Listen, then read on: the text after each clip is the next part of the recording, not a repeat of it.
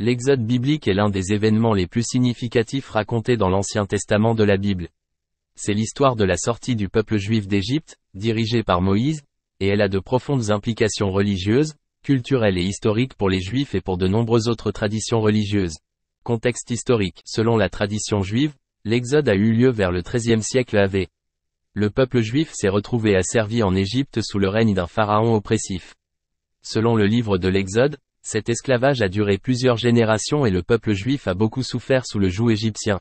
L'appel de Moïse. Le protagoniste central de l'Exode est Moïse, prophète et leader charismatique. Selon le récit biblique, Moïse a été sauvé de la mort alors qu'il était enfant et élevé à la cour en tant que prince égyptien, mais s'est ensuite enfui après un meurtre et s'est installé à Madian. Un jour, alors qu'il gardait le troupeau de son beau-père, Moïse vit un buisson ardent qui brûlait sans se consumer.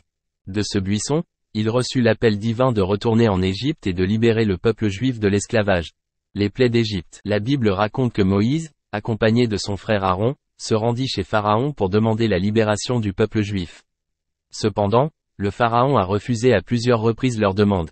Dieu envoya alors une série de 10 plaies dévastatrices sur l'Égypte pour forcer Pharaon à se rendre. Ces fléaux comprennent la peste, la mort du bétail, les tempêtes de grêle, l'obscurité et enfin la mort du premier-né.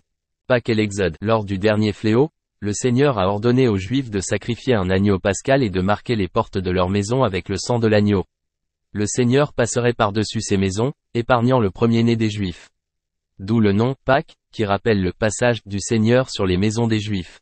Cet événement a été un tournant pour le Pharaon, qui a finalement accepté de libérer le peuple juif. Le voyage dans le désert. Après avoir été libérés d'Égypte, les Juifs ont commencé le voyage à travers le désert vers la terre promise de Canaan. Ce voyage fut long et difficile et dura environ 40 ans. Pendant ce temps, les Juifs ont dû faire face à de nombreux défis, notamment le manque de nourriture et d'eau, des conflits internes et l'incrédulité envers leur chef Moïse. La loi de Moïse. Au cours de leur voyage à travers le désert, les Juifs ont reçu la révélation de la loi divine, connue sous le nom de loi de Moïse ou de Torah. Cette loi comprend les 10 commandements et un large éventail de lois morales, sociales et religieuses censées guider le peuple juif dans sa vie quotidienne.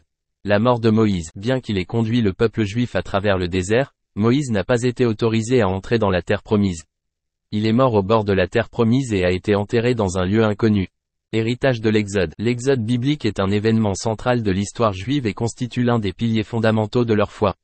La délivrance d'Égypte et la réception de la loi ont défini l'identité juive et établi le lien spécial entre le peuple juif et son Dieu.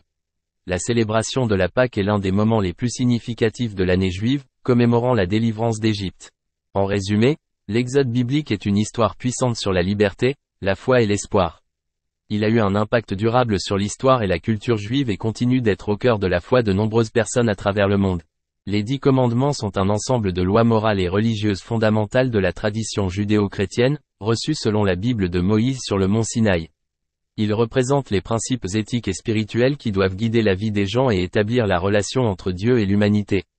Les 10 commandements dans leur forme traditionnelle sont énumérés ci-dessous. 1. Tu n'auras d'autre Dieu que moi. 2. Tu ne te feras pas d'idole ni d'image taillée, ni aucune image de ce qui est en haut dans les cieux, ou de ce qui est en bas sur la terre, ou de ce qui est dans les eaux sous la terre. Vous ne vous prosternerez pas devant eux ni ne les servirez. 3. Tu ne prendras pas le nom de l'Éternel, ton Dieu, en vain, car l'Éternel ne tiendra pas pour coupable celui qui prononce son nom en vain. 4. Souvenez-vous du jour du sabbat pour le sanctifier. Tu travailleras 6 jours et tu feras tout ton travail, mais le 7e jour est le sabbat de l'Éternel, ton Dieu. Tu ne feras aucun travail, ni toi, ni ton fils, ni ta fille, ni ton serviteur, ni ta servante, ni ton bétail, ni aucun étranger qui est dans tes portes. Car en 6 jours l'Éternel a fait le ciel et la terre, la mer et tout ce qui s'y trouve, mais le 7e jour il s'est reposé. C'est pourquoi le Seigneur a béni le jour du sabbat et l'a sanctifié. 5. Honore ton père et ta mère, afin que tes jours se prolongent dans le pays que l'Éternel, ton Dieu, te donne. 6. Ne tuez pas. 7. Ne commettez pas d'adultère. 8. Ne volez pas. 9. Ne porte pas de faux témoignages contre ton prochain. 10. Ne convoite pas la maison de ton prochain. Ne convoite pas la femme de ton prochain, ni l'esclave mâle ou femelle, ni le bœuf ou l'âne, ni quoi que ce soit qui appartienne à ton prochain.